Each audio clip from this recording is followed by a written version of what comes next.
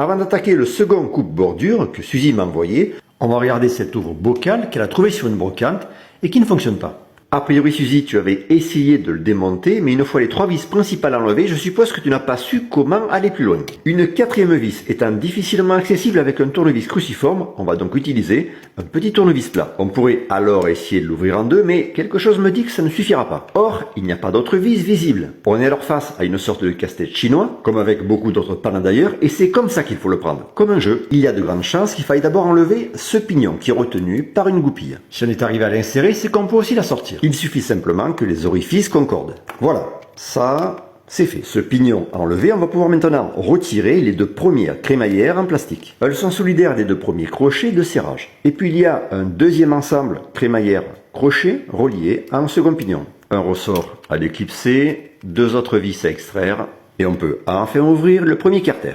L'axe tourne librement, pas de problème de ce côté-là. On peut déjà voir ici un capteur de position, et là, un pousseur électrique. On continue pour accéder au second étage, 6 vis à enlever. Et là, méfiance, il va falloir déplacer le moins de pièces possible, sinon on ne saura pas dans quelle position elles étaient au départ. Bon, ici, a priori, tout est bien fixé. Ça, c'est la grosse pièce en plastique sur laquelle on va appuyer pour mettre en route. Dessous, il y a le moteur courant continu qui doit entraîner l'ensemble du réducteur. Et ici, les 2 petits intérêts électriques actionnés par la grosse pièce ronde. C'est très compact et franchement plutôt bien fait. Rien de particulier de ce côté-là. On va donc revenir au premier étage. Ah, les lames de contact de la pile sont vertes. C'est plutôt joli. Sauf que c'est la couleur de l'oxyde de cuivre, si tu vois ce que je veux dire. Il est possible qu'on ait trouvé l'origine de notre panne. Les piles ont dû couler, ce qui a créé une oxydation. On a malheureusement souvent ce problème lorsqu'on laisse un appareil dans un tiroir trop longtemps sans l'utiliser. Un peu de WD-40, on va gratter avec un tournevis et frotter avec un coton-tige. Mais après avoir testé, ça ne suffit pas, je vais devoir insister avec un petit morceau de papier vert. Voyons ce que ça donne.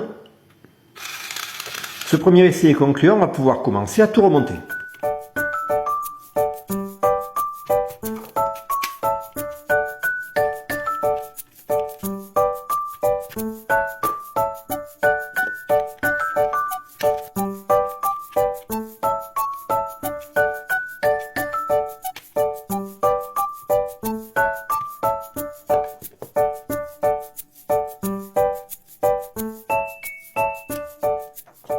Et c'est maintenant parti avec le test en conditions réelles avec ce bocal de pâté.